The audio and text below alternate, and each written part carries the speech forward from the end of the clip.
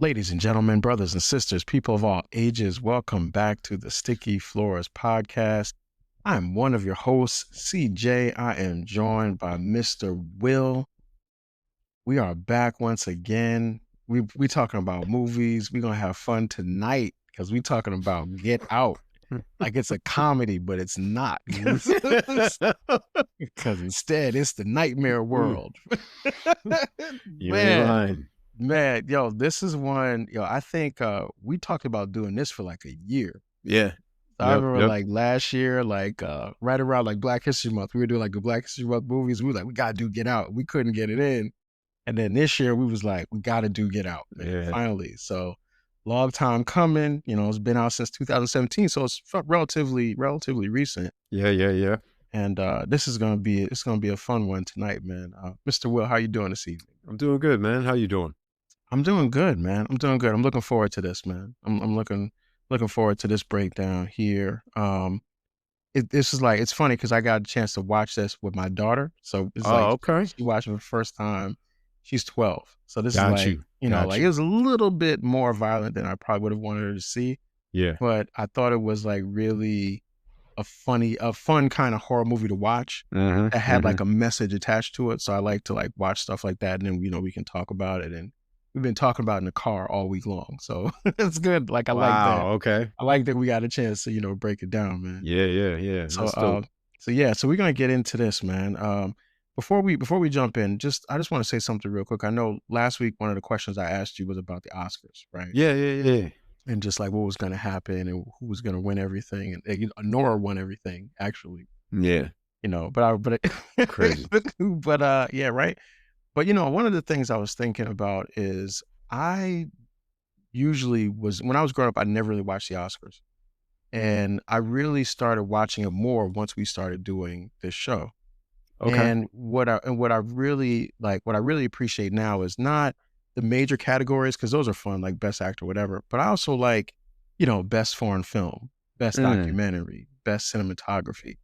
And the thing that I always am reminded of is just how many people it takes to make a movie. Yeah. How many ideas that are going to it, how much work, how much effort, and just how important the movies are. Because movies, much like the one we're going to talk about tonight, tell important stories and like give important message about the culture and the ethos of a particular time.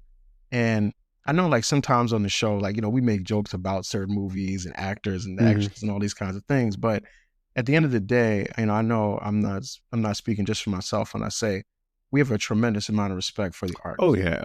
And for the craft itself. And I know for me, there's sometimes where like there's a movie I might not like that much for whatever the reason may be, but I don't ever want to lose sight of the fact that the creation of that movie is the realization of someone's dream. Yeah, you know what definitely. I mean? And I have a tremendous amount of respect for that. And like the entire movie making business has just been such a quality value add to my life. It's given me things to do, things to watch, things to think about, now things to share with my daughter. And I just appreciate that. So to everybody who, is involved in this world of movie making and storytelling, salutes and shout outs to y'all, because you're literally making the world a better place.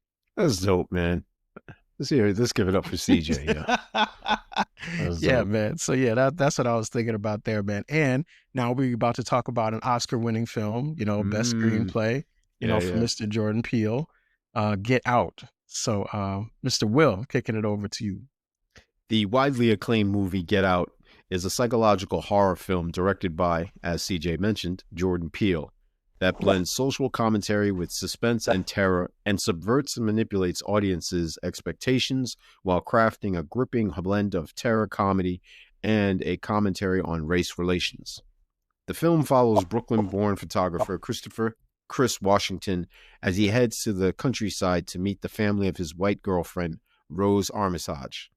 At first, Chris is welcomed with open arms by her family, her father, Dean, played by Bradley Whitford, her mother, Missy, played by Catherine Keener, and brother Jeremy Armitage, played by Caleb Landry Jones.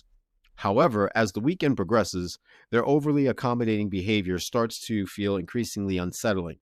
What initially seems like a harmless, eccentric, soon spirals into a bizarre and disturbing conspiracy. Soon, Chris begins to dig deeper, culminating in his discovery that the Armitages are involved in a sinister, mind-altering procedure that allows them to transport the consciousness of older white people into the bodies of younger, healthier black individuals, essentially stealing their bodies in order to live forever. The process is tied to the exploitation of black bodies and is rooted in racist ideas of possession and control. Realizing this, Chris is becoming the next target and must soon escape before becoming a victim of the family's horrifying plan. There it is, man. There it is. You know, man. So you saw this movie? Did you see this movie in the movie theaters? Yeah, I saw this in the theaters.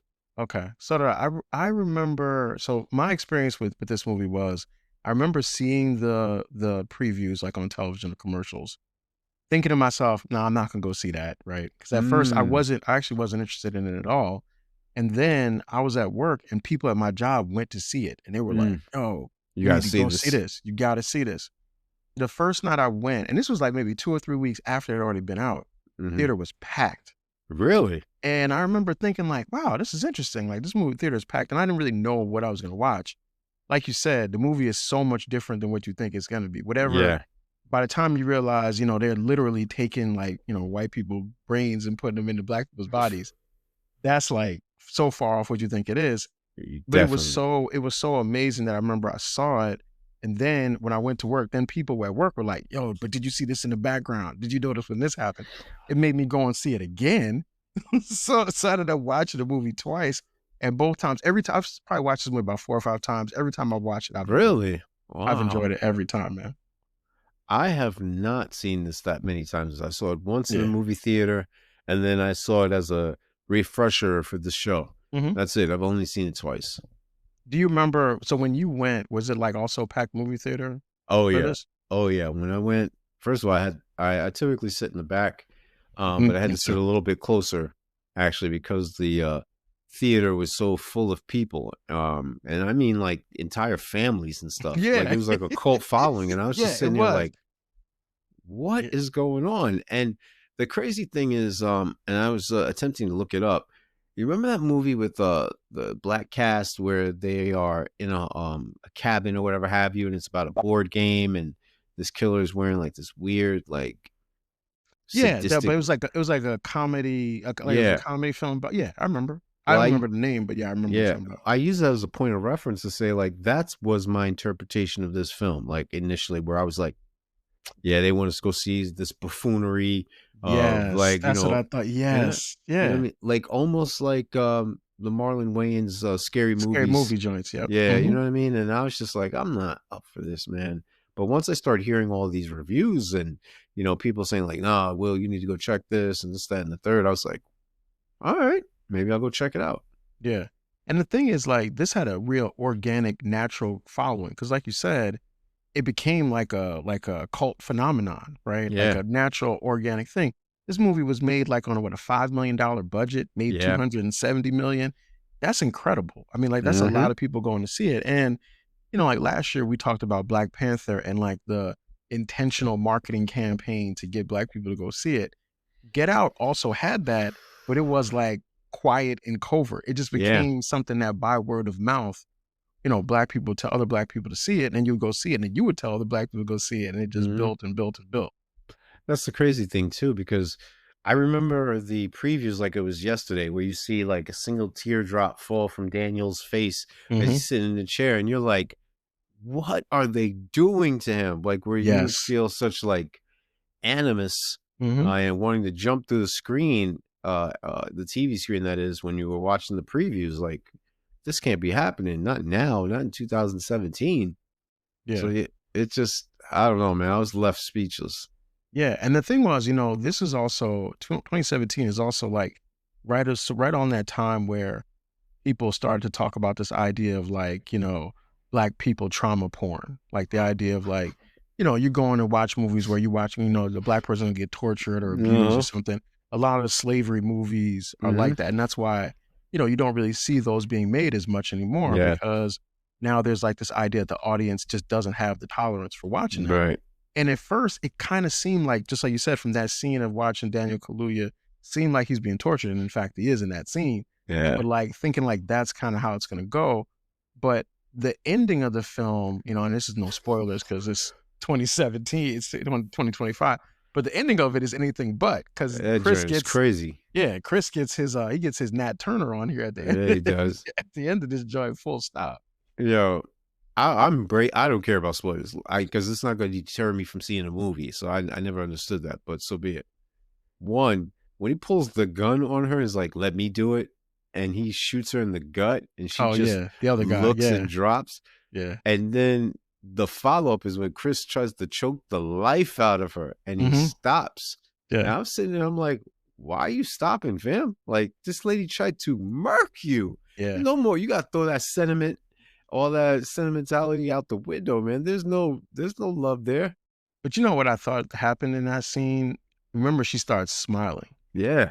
So I Some thought sadistic stuff. that was like a reference to maybe something having to do with like their sexual kind of behavior. Wow. And I think like when he saw her smiling, it snapped him When he out caught of a it. because- flashback or something. Exactly. That's what I think. I mean, it's not verified, so I mean, But that's you an know, we ill can call theory. Jordan, we can call Jordan Peele up one day and ask him. But that's what I've always thought, like that why she started smiling in that scene. That, wow, on some sadist masochist type stuff. On Wow. some different stuff, man. Different stuff. Oh man. That's all some different stuff. But like the world of this movie, like going there, you know, like we call it like this, it just reminds me of so many things that Black people experience growing up. And I think that's why like the film works. Like I don't know a Black person who has not been in a situation where you've been in a room or a place and you're the only Black person and you're like trying to figure out, wow, what does this mean for me to be in here? How am I supposed to be in here? Am I safe in here? And you're watching like the character Chris go through that for like 90 minutes in this film. And it all feels so real, so relatable, even with outside of the, you know, I'm gonna cut your brain out and do all that stuff with you. Dude. Oh man, there's so many metaphors and similes in what you just said. It's not even funny. I think the first part that actually hits home is we're not allowed to be just average. You know what I mean? Like, we have to be exceptional. So this guy is an exceptional photographer who gets the attention of a blind art curator.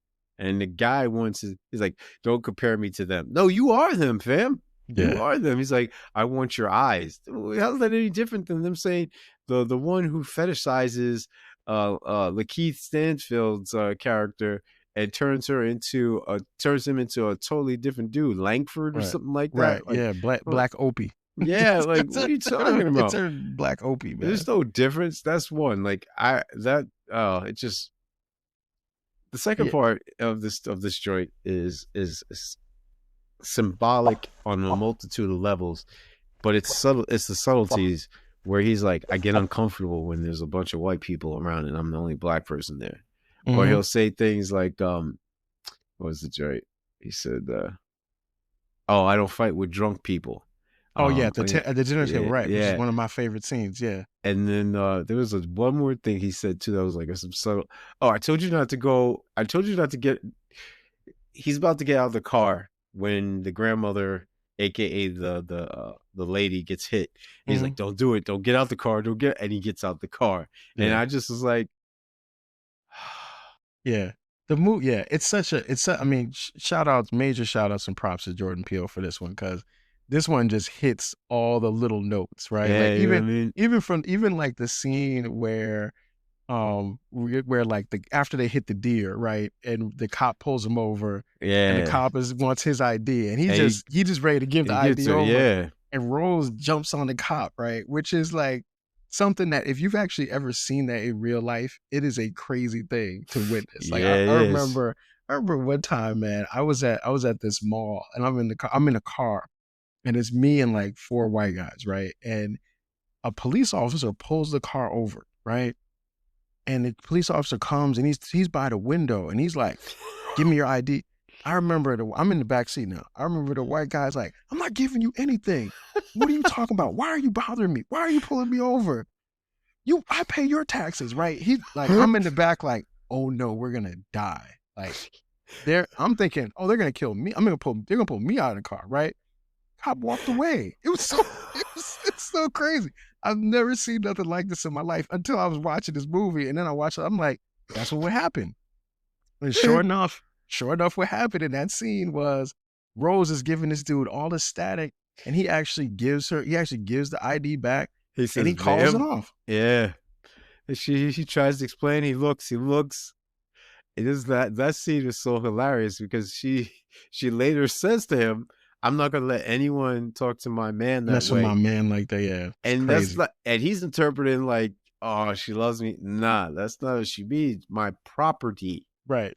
And they didn't want him to give her the ID because the ID would have been proof that he had been there. There's so many levels of how sinister she gets down, man. Like it's Well, the Armitages are there. They're just like they are. I mean, it's so brilliant that they're not obviously racist, right? Like like if you could have watched it and at some point they looked in Dean's closet and he had like a Klan uniform, you'd be like, oh, gotcha. You'd be like, I knew it. But the fact that they're not like that, the fact that he says like, I would vote for Obama a third time if I could, it's all of these things that like disarm. They're meant to disarm you, but they also, you believe that he really is saying that. It's not like strategy, but it's like the Armitages are just, they don't even realize that how much they're othering everyone else, including like all these black people with these crazy ass experiments that they're doing. It is sickening on one level because it harkens back to all of the procedures that were done to black women and men without anesthesia, especially in the New York tri-state area, and the statues that were erected for the various white so-called compatriots during the Civil War. There's a plethora of just things that are like backhanded compliments and slaps at the face.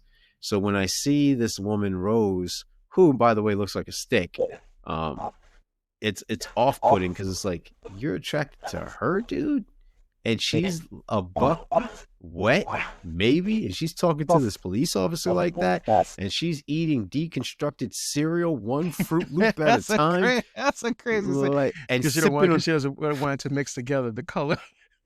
Sipping there's so much cognitive dissonance going on in this flick. It's not even funny.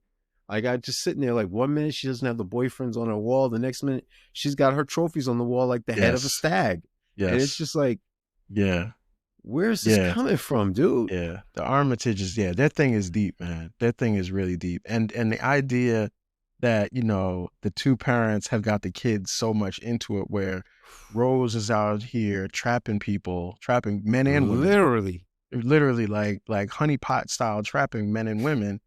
And then you got the younger brother who's like the enforcer, who's like the physical, always wanting to choke somebody, the physical part of it.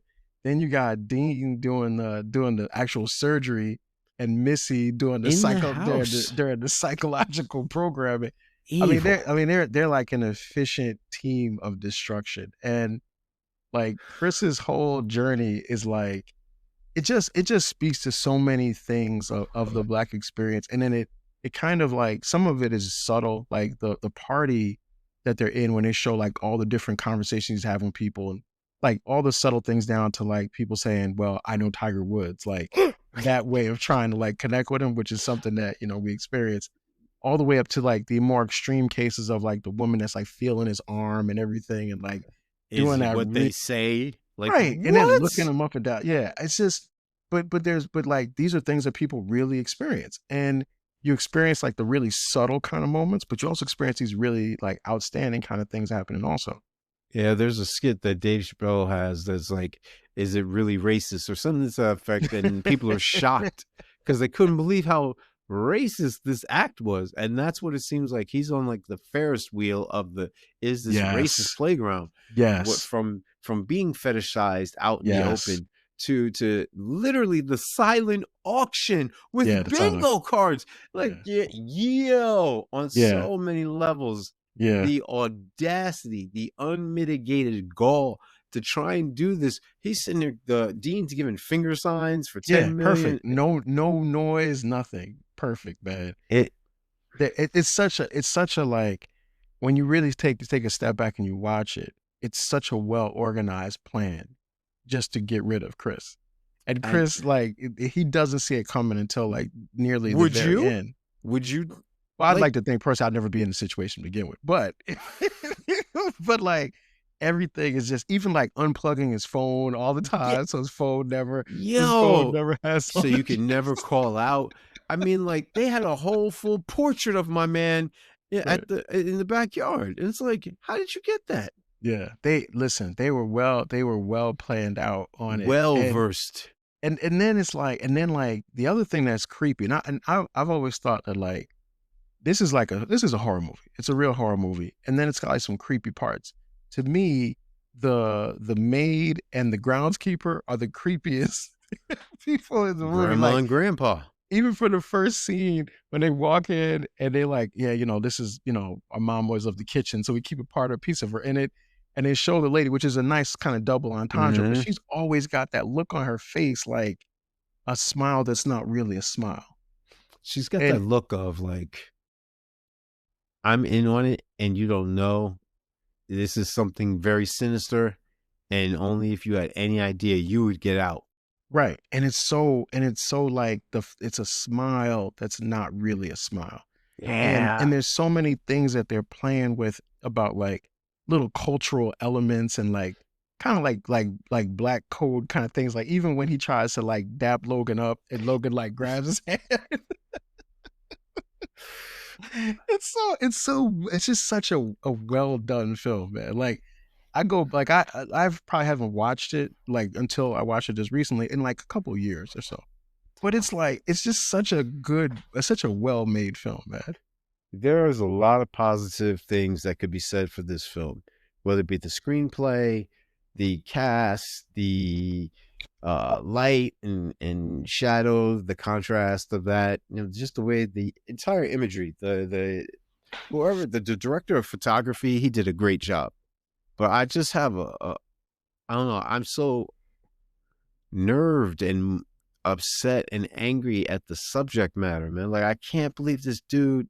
First of all, when they snatch Lakeith Stanfield off the street in the middle of, like, he's like, no, I'm not gonna fall for it. No, you fall for it. Yeah. And they just snuff him. Nobody says anything. Nobody doesn't. So what's interesting about that is I was reading about that particular scene, and originally Peele had written it so that there would be a family, like a white family in their house that would see it and not do anything. And then instead he decided to take it off and to just keep the whole thing focused on just like the Keith Stansfield experience, because like you said, it's a brilliant scene because right away it snatches you right into the film because you're like, what's going on? He's already unnerved. And then by the time he gets snatched up, you're like, dang, what's going on? Yeah, they should. If that's one thing that they could have done better as far as a suggestion and such, it would have been to make that a little bit more seamless, a little bit more integrated, a little bit more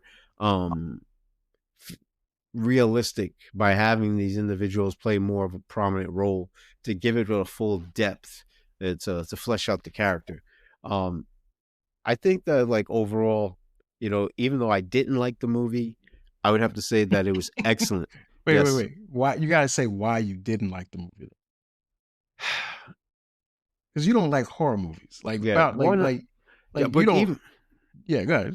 No, but even putting that aside, but yes, CJ's right. I don't like horror movies. So from the point of when they were peeling off caps, and I mean literally peeling off skull caps and tossing them into bins, to seeing the I forget the actor's name, but the grandfather running straight at him like this, like it's Pac-Man, and then dipping on. Like, I was just so terrified. Like, what is he doing? Like, I couldn't believe that he would have that. But it works, don't get me wrong, but it just seems so it does. Outlandish. Somebody's running at you in the middle of the night, and he's talking about my exercises. No, you were literally doing something that you shouldn't have done. Yeah. I'm going to leave it at that. He was doing something he shouldn't have done, and he was trying to take advantage of being in this new body, and he was so overcome with a stimulant that he lost track of himself.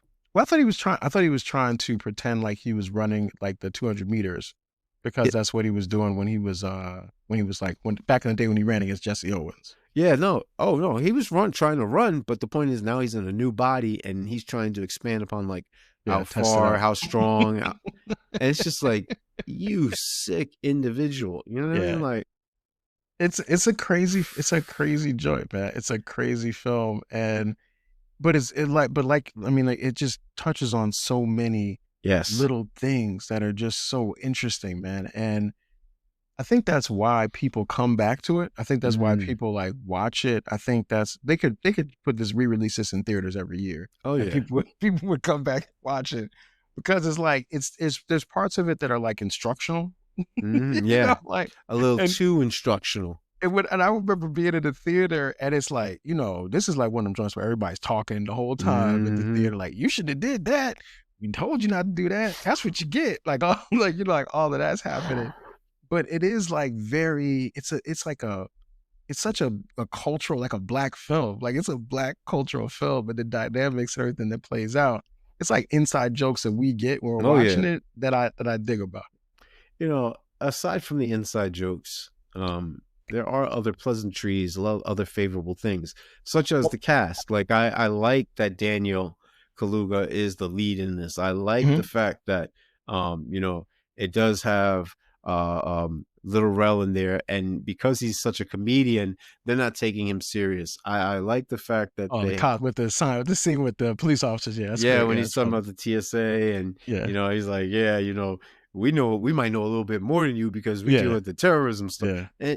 And it also is like demeaning at the same time, where it's like, man, can't you take this dude serious? If he was anybody else and he was crying for help, you would believe that this man is in need of some type of assistance. He's in need of help. So why couldn't you believe him now? But even with that, even with the things like that, I still come away from this movie like with a sense of unfairness, a sense of lacking, a feeling of being betrayed. Don't get me wrong. Does he win in the end? Yeah, I'm sure he wins in the end. But the subtleties he stays that alive. Yeah, yeah. but that's what I mean. I think it's a big win, because he's not. I'm not he doesn't sure have if somebody it's. else walking around in his body. So yeah, I think that's a win for him. I don't know if that's a win, because like this dude's forever traumatized, and he can't. Who's he gonna go to? Who's he gonna tell? But who's gonna believe him? But okay. So I'm glad you brought that part up, because that's actually I want to get to that a little bit later. But I mean, I think imagine if so another one of the endings for this film was that he actually does get his body taken. That would have been bitter. No, yeah, you couldn't do that as a moviegoer. I got to tell you, we probably wouldn't be talking about this. No, we would not be if that was the ending. No, we would not be, and I'm glad that Jordan Peele came to his senses. I mean, like, let's just say there would have been pandemonium and riots. There would have been such an upheaval that this movie probably wouldn't even have made it past the early stages. Yeah. I can't see it because, one, we're infamously known for being murdered, even our heroes, if you will. And then, you have this movie which is trying to break all these stereotypes and trying to not adhere to all these preconceived notions. And then all of a sudden they killed off the main character. No, you can't do that. That would have been a hard, that would have been a hard pill to swallow, man. Yeah. But fortunately, like you're saying, he didn't go that route. So, let's get into the cake though, man, because you started to get into it a little bit there. So yeah, let's get into it, man. What were the things that you liked about this joint, man? I actually like the usage of Kathy Keener as the mom, Missy psychologist. A lot of people know her from a lot of comedic stuff like 30-Year-Old Virgin. She's also in Oh man, what's the other flick that she was in when she was much younger too? Actually, it's like hard to even envision her. I want to say Mask. Was it Mask? You talking about The Mask with Jim Carrey? No, Mask. With Oh, the with the kid guy with the with the face and yeah, everything. yeah, Yeah, yeah, yeah. yeah. I'm I trying. remember. Was it Mask? I think so, and I know she's in Thelma and Louise. She has a Okay. very wide filmography, so I'm an admirer of her work. So to see her like this, it was contrary to whatever notion that I had in my head or any type of idea as far as who she was. So the Yeah. casting, bravo. The screenplay, as far as the topic, the dialogue, they're hitting on all cylinders. And last but definitely not least, I was really entertained by the fact of this is a challenging subject, Yeah. and he was able to present it in a new way, in a new light, in a new Yeah. fashion that was able to keep everyone entertained throughout. You know, Yeah. it's one thing if it's done for shock value, but it's another when there's layers upon layers of intricacies involved. You know, like these strands that you may have thought would be left dangling. No, he ties up every plot line, every motivation, hands down to him. It was definitely worth taking a look, even if it was just for the first time and only time. Yeah. I mean, that's a great point. Like, it's a very, very well made film. Yeah. And you can tell that like Jordan Peele cares a lot, and the cast and crew, they cared a Yeah. lot about the film because Yes. they do so much with the material that it Mhm. makes it just so interesting to watch. And it becomes one of those movies that people talk about all the time. Like, you can go on YouTube and see a million breakdowns of Get Out. Like, what did this mean in the background? What does it mean that Mhm. it's a deer that got hit by a car? Like, there's Yeah. so much thought that's put into it. So yeah, those are great points there. Cake wise, I got a couple scenes, man, that I just love in this. We talked about one of them a little bit earlier, the dinner table scene. Yeah. I love it because it's the begin. It's like it's already a tense situation. You know, there's already the whole time Chris is like inside but on the outside. But then once the brother comes, the brother is the one who starts to make it feel dangerous, Yeah, right? definitely. Because he's drinking, he's a little bit wild, he's trying to like make it physical. And Mhm. I just like how, black guys, right? We've been in places and it feels like it's not safe. You can't really put your finger on exactly what it is, but it's like your spider sense is tingling. That's how Chris's thing is going the whole time. And Daniel Kaluuya in the movie does such a great thing with his eyes, Mhm. where even when he's not saying something, his eyes are showing like that kind of distress that you as the audience are feeling when you watch it. So it's like Yeah. I really like that. And then of course, man, the mom in the sunken place, man. You mentioned it Evil. when Missy puts him into the sunken place, it's just such a amazing scene. And the visual of him falling like Mhm. through the chair, it's just a great idea to like explain that. The part where Chris meets Logan King / Andre Haysworth, like We've that's a been looking great for scene. you. Yeah. Right, right. And he's like, and then how about when she rats him out and he's like, yes, Chris was just telling me about how he's glad to see that I'm also the only other African American in the place. I'm like, dog, you're not supposed to say that. No, not at You breaking all. the rules, but I like that. And then the last scene is, and you talked about it, and it was in the previews, is like that scene where Chris is like that tear running down his face when he Yeah. realizes like, dang, they done really tricked me. Like this is like I tried to get out of here and I couldn't. And then he figures out, of course, how to save himself by picking cotton, ironically. But it's like the idea that it really sinks in, they're gonna try to steal his body. Just the way that Daniel Kaluuya does that, I can see why he got a nomination for Best Actor for this role because he does so much with his body, with his face, with his emotions, and he conveys that in such a great way. No, he's a dope So actor, man. yeah, he does his thing, man. And in this time he's doing his thing, man. So hate wise, what you got for us? The entire film, man. Like I just hate seeing us oppressed. I hate seeing us being downtrodden and at the disposal and at the beckoning of a so-called majority. Like it just wasn't feasible for me to suspend my imagination to be like, all right, it's just a movie. When there's so many like hidden gems in there that are Mm-hmm. like really grounded. in our world, in the Mhm. society we live in, and in the social contract we signed up for. I mean, every black person that I know that has dated a white person has had to have the talk, like, do they know that I'm black? That shouldn't even be a Mm. thing, but here we Mm. are.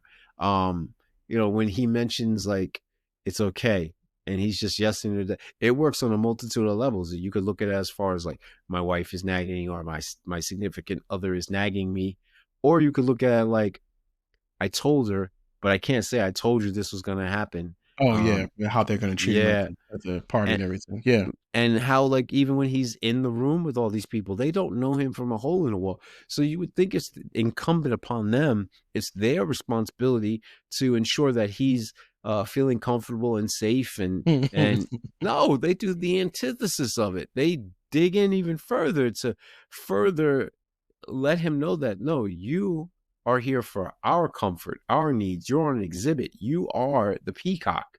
You're Yeah, the main exhibit, and we've come to see you. yeah. That just doesn't sit well with me. Okay. So that's your hate. That's what you got. Yeah, Alright. I got 0. I got nothing. of course you do. Nah, I don't. This is the joint. This is look, well, I'm not very in the lead. I like this film, and this is, to me, I don't have any hate for it. We move on to the questions. I'm good. I'm good on it. What you got? Questions you got. You can go first. Yeah, I got a few questions for you, my man. All right. Let's see. What's the true nature of liberal racism? And now, mind you, I'm going to set this up so we Okay. have some context. Yeah, because you hit me with the Dr. Umar questions now. You give me Dr. Umar. I gotta So, put the dashiki. You want to put the dashiki on before we start answering? Before we answer these questions, man. and get all my leather medallions and You know what I'm stuff. saying, with the big Africa joint, Yeah, man. You know, yeah, X hat. Put gotta get, all. gotta get my African fist hair pick joint. There it is. Right. I don't Yeah, have the hair man. for it no more though. Yeah, it's crazy. Um, So yeah, man. So we've got this movie that has a very well-intended meaning, and it symbolizes the struggle here in the continental United States as well as abroad. You have a bunch of different attitudes towards interracial dating, the various social and racial biases that are present throughout not only this film but society as a whole. So, leading up to that, I'm wondering how or in what way can you speak to, respond to this question of the true nature of liberal racism, maybe identifying it and also expanding upon it? Yeah. I mean, I don't know if I'm qualified to like really give like the textbook definition of that. I'll just We'll say forgive you this moment. I'll just say that, like, like how you got like chocolate, you got like dark chocolate, you got like white chocolate, and it's all really chocolate. Like, that's how I feel about every definition you put on top of the word racism. Like, it'd be Mm, liberal racism, conservative racism, space racism, border spaces. racism, like whatever you want to say. We hate Like the it's space people. like it's racism. And I think the thing about racism, like what it really, I think if you were just kind of break it down to what they're showing it in this film, Yeah, yeah. it's about the idea of making someone less than human, viewing them as less than human, and then treating them as such. And the whole time they're treating Chris like he's basically a car. Mm. Like, you're like, this is a car. I bought my car here. I'm about to sell my car on this auction. Somebody else is now going to take my car and drive it away. And the car happens to be named Chris Washington, right? Like, that's what it is. And it's like, there's such that's the thing, is like, when a person makes you feel like you're not a person and Mm. has the power to make you feel that you're not a person, The mom. that is the thing that is so, that's the essence of dehumanization. You know what I Yeah. mean? And that's what they're doing to Chris. It can be called liberal racism. Like I said, whatever the definition is, that's what they're doing. They're treating him like he's not a person, like he's a sports car that they're like antique sports car they're selling to a blind guy. I did, man. Um, my next question for you then is, what does it mean to be woke? We hear this term a Oh, lot, and people are either misusing it or oh, overusing it, oh. to the point where it's lost its potency, if you will. So, like, how in the sense of speaking of systemic racism, and that might be a little bit redundant, Yeah. but nonetheless, like, as far as ignoring or even understanding the effects that it has in society, How do Yeah. we identify when something is left off, and how should we respond to those cases? Yeah. The word woke, I mean, like, so I've actually never really been a fan of the word itself Right. because to me it's like the softening of like the idea of being conscious Mm-hmm. and being and the idea of like consciousness is like to be awake, right? Yeah, yeah. And but at the deeper level, of course, it means like to be aware of what's going on, to be aware of Mm, like your place in the world as a black person and how that relates to people of other races and the cultural and historical dynamics around that. The movie kind of plays with that because, you know, even from the beginning, you hear the Childish Gambino song Redbone, and he's got like the stay woke. Like that's in the middle, that's in the middle of it. So it's like you got that. Yeah, I just did that. Yeah. Yeah. So you know, you got that in the film, and it's really built nicely into this idea that Chris needs to wake up, right? mm. Because Chris is really like been a part of a long con that he really should have saw coming, but he didn't.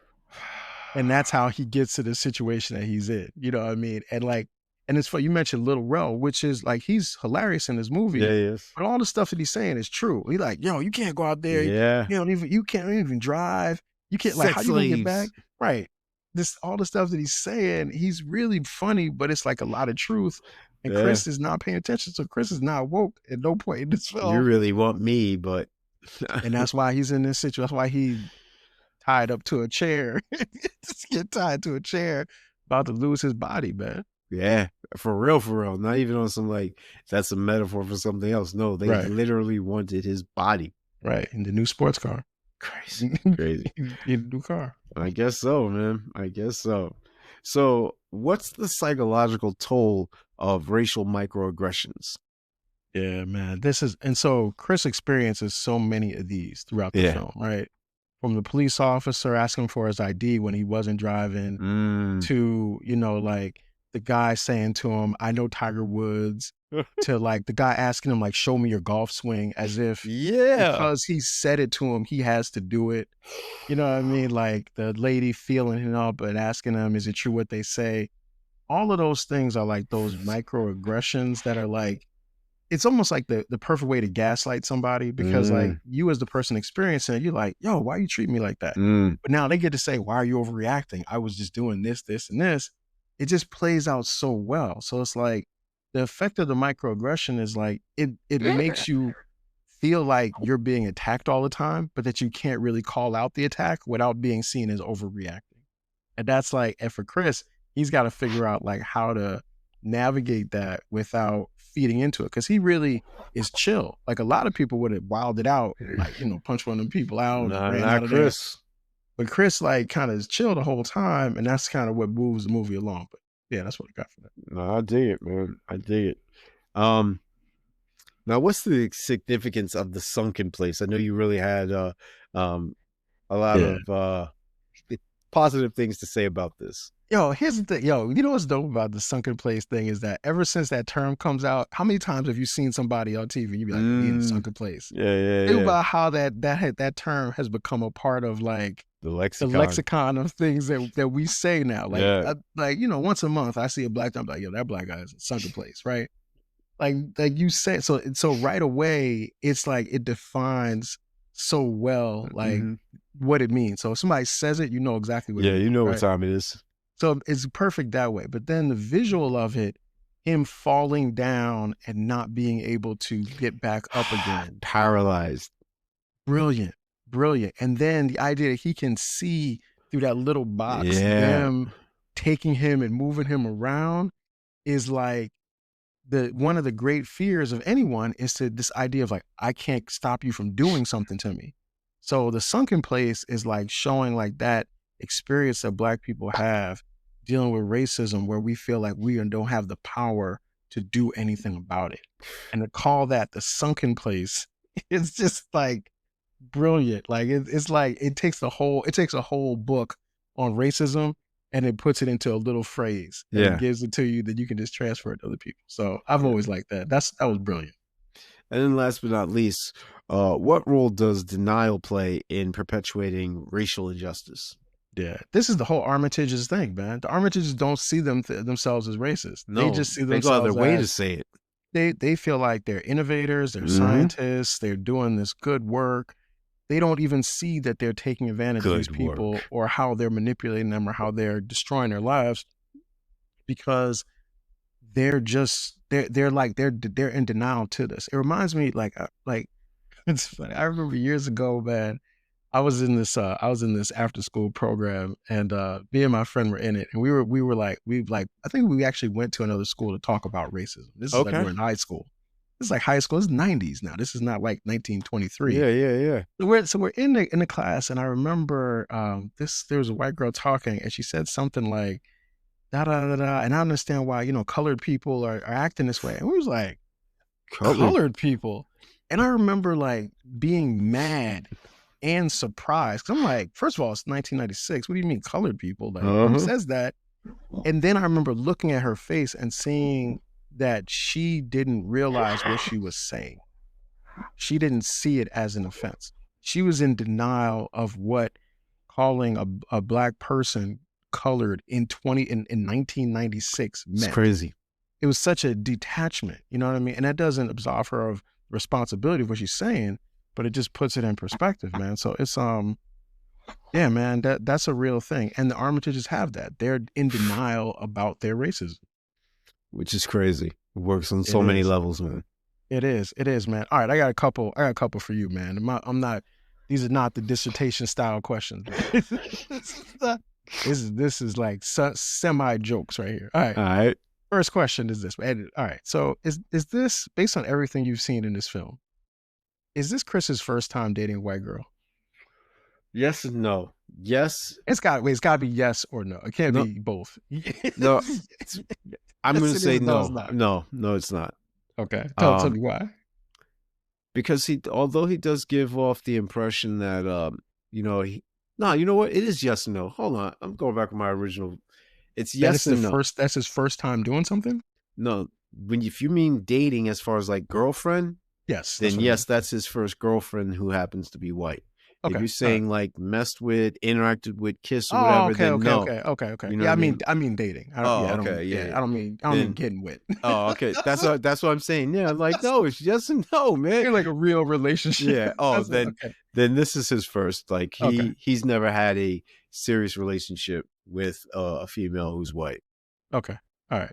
Cool. All right. This is a scaling question. You know, I love the ranking Yeah, questions. yeah. All right. So it's 4 Armitages in this, man. There's four of them, right? So from least evil to the most evil, who you got on the Armitage evil scale, man? Ironically enough, it's the crazy's brother.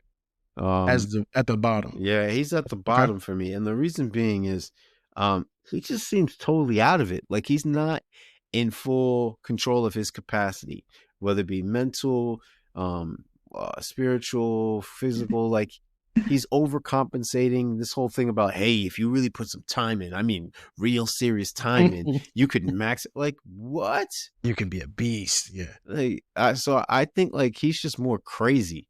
It's not that Okay. he's evil. He's just out of his mind. Then I'm going to go with the dad. And the rationale behind it is the grandfather manipulated him when he was younger. He was cultivating him, pushing him to be a neurosurgeon, pushing him to Okay. undergo these scientific experimentation and such. He saw him. He was mimicking the behavior, thrust into this situation which he had no control over. Then I'm going to go with the mom. Missy, yeah. Missy is bugged out, son. Like she intentionally went and became a psychiatrist or a psychologist. I don't know if she administers meds or not. But the fact that she discovered a technique that like causes hallucination and hypnotizes and renders people in an utter state of unconsciousness. Yeah, it's deep. And then last but not least, the daughter surpasses her. Yeah. Rose. Yeah. Rose is a jack in a box, man. Like she's 2 sandwiches short of a biscuit, yo. I mean of a barbecue. She's done, yo. Yo, that so I agree with that. That's exactly I got the same same order. Did you see the thing on it's been like a clip on, you can see it on Instagram, where the actress who plays Rose Oh yeah. I seen that says joint. that to this day people come and they Trying to don't believe rationalize. that Yeah, like she's actually evil. They don't no, believe no. it. What are you doing? It's What? amazing. And she's like, I have to tell people, no, the character is evil. Like Yeah. that's really, you saw what they were doing. Like, how could you not understand? Where did you not Yeah. get that she's evil? Yeah. It's a crazy thing, man. All right. So here's my next question is this. All right. So all right. So let's say you have to come up with one of these things, right? Okay. What would you pitch as an idea for a movie or a TV show in the Get Out universe? So like an offshoot of it? Yeah, offshoot. Yeah, yeah. Okay. So something like when you watch it, people know that it's related to Get Out. But obviously, this story exists. So you might say like part 2 or whatever. But I'm just curious about what you.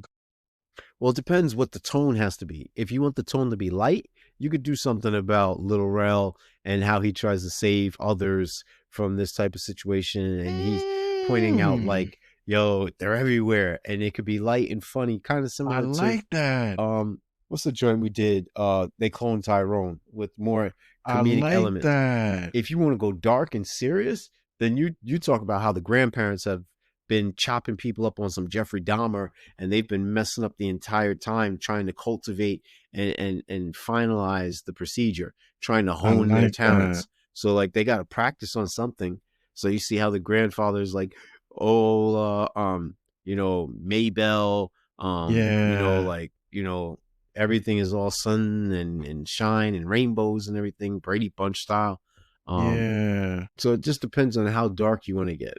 I like that. So the Lil Rel, that's a good one. Like that's when that was on Sticky Floors first. So yeah. Anybody here, that's a good. I would watch that show because that would be funny. Yeah, that's what I'm saying. And it would be a good one. So I got one idea though. And this is not.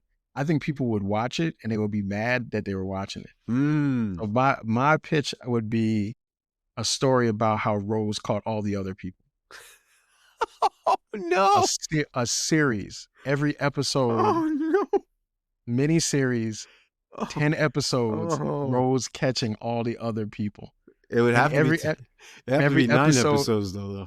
Every episode would be like how Rose got this person. So you would show like that, and it would always end with the Armitages getting the person. It could be called the 9 loves or the 10 loves of Rose Armitage. Put it on Netflix. It would be people would watch it and be mad every episode. Yeah. She done killed 9 black people. Yo, that would be it, man. Everybody that you saw on that wall behind her. That was 9 people. How did she do it, man? That's what would it be. Ill. That's ill. Yeah, that's different. As Pusha T would say, yuck. Yeah, I think I like the bill. I like the Lil Rel joint is a good idea because that would be funny, and you need some humor. You need some humor for this because this can get real heavy real quick. Yeah, it could get too much for you to process in an instant. Yeah. All right. My last question is this one, man. So after all this is said and done, what do you think happens to Chris? Oh man, I think he gets on some militant stuff, man. I think he moves to the blackest community on the planet Earth. I think he doesn't mess with anyone that's not as dark as him. And he's gonna be colorist now. Yeah, he's just an isolationist colorist, man. Like he is on some like never again. I will never be in the... So like everything around him is black. His clothes are black. His teeth are black. He only eats black food. Like yo, right. He does like the charcoal brush. Yeah, that's what I'm saying. Like, everything is black, man. He wants his salmon blackened. He wants charbroiled chicken. He only eats eggplants. Like, yo, he doesn't. There it is. And look, I would understand based on that experience after probably major therapy he'd have to get from. Oh no, he's not going for therapy. No. He don't trust therapists anymore. No. Oh, right, because of the mom. No. All right, that's the questions, man. That's the questions. All right, boxes of popcorn, man. Not bearing the lead. I'm giving this 5, man. This is a classic, man. Watching this makes my teeth white. That's how good it is, man. Shout outs to Honeycut. Wow. That joint is wild. He said, "Watch this makes money." Wow. I'm going with CJ. Even though I dislike this movie, I'm going to, it's a classic. You have to watch it at least once. There's so many layers to this movie. So many. From a echo social, you just name it. Just for laughs, just for the seriousness, for the magnitude, for the creativity, spontaneity, you name it. Deals with Yeah. classism, colorism, female, just the different gender roles and norms, mores. It's all in there. It's all in there, man. Yeah, it's the buffet. It's the Yeah. buffet of films, man. All right, cool, man. So let's go. So we got the hot takes, man. So we got hot takes for the films. I think you don't have one for this week, right? For this, so this is all. So here's the deal. This one's on me. I didn't have one. It was more like a hate, but I shifted it. So Okay, so you got one. All right, let me hear it. Let me hear it. All right. So my thing, and mind you, shout out to Alison Williams. You know what I mean? Like, she's a talented actress. But I wouldn't have casted her in this movie, man. Okay, tell me, break it down for me. I would have casted someone like Hilary Duff, Gemma Arterton. I'm probably butchering her name, but please forgive me. Maybe like a Megan Fox, the It Girl of Hollywood, Sydney Sweeney. There's so many countless female actresses that I would have cast over her, because it has to be an appeal that tends to be stereotypical, generalized, that you see black males who date white women that fall into that category, whereas she's curvy, busty, just saying the aesthetics. From an aesthetic standpoint, it would have to be something that, falls in line with the appeal of why they would be with her. Whereas, and again, I'm not hating on her. We are who we are. God loves diversity, so this is how God created us. If you don't believe in religion, then just from a scientific standpoint, things tend to be different. There's not many things in science that are proven to be exact, from snowflakes all the way to wait, just kind of the same thing, man. You have to put those qualifiers. I'm just saying, man. She's very plain, and she's not very physically endowed in certain areas. And so the appeal doesn't, when you're looking at the 9 different dudes, you're like, at least I was, that doesn't seem to work. Gotcha. All right, that's a hot take. That is a hot take. Thank you very much. Yeah, that's a good one. So mine is like, they should have went with the ending where he goes to jail forever. They should have went with the jail ending. Forever. They should have went with the ending where after Chris like gets away, and like when Rose is about to die and the police car shows up, it should have been the real cops. Yeah, and they should have put him in prison. And the reason why I'm gonna say this is 2 things. One is, I think that the scene that comes after, and you can see it online, where like Rel comes to visit him in jail, and Rel's like, "Yo, why don't you tell him what happened?" And he's like, "It's all right. I stopped them. Right? I got him." And I think like the thing about Chris's story arc is he always is carrying with him that he didn't save his mom. So the guilt from that. Okay. Right.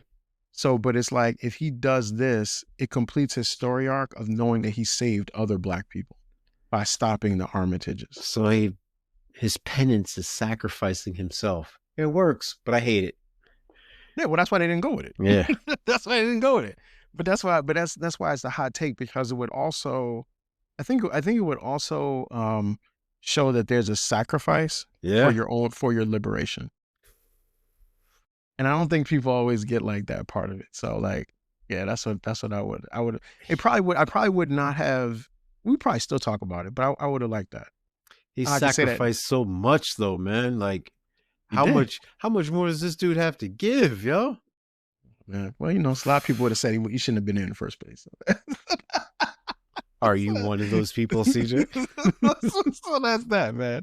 But anyways, though, look, that's Get Out, man. That's our breakdown of Get Out. Next week, we are back with Limitless. Yes, man. sir. So, Mr. Bradley Cooper. Right. Bradley Cooper's out there making cheesesteaks now, man. Before he was doing that. Shout out to East Village. he was taking pills that was making him smart. So like that'll be a fun one to chop up. Yeah, man. And we'll have fun with that. So once again, the Sticky Floors podcast is available wherever you get your podcasts. We are on Apple's podcast. We are on Spotify podcast. We are on YouTube. We got a YouTube channel, which we're trying to grow. We need you to like and subscribe and share in order for us to do that. And we will see you again next week. Peace.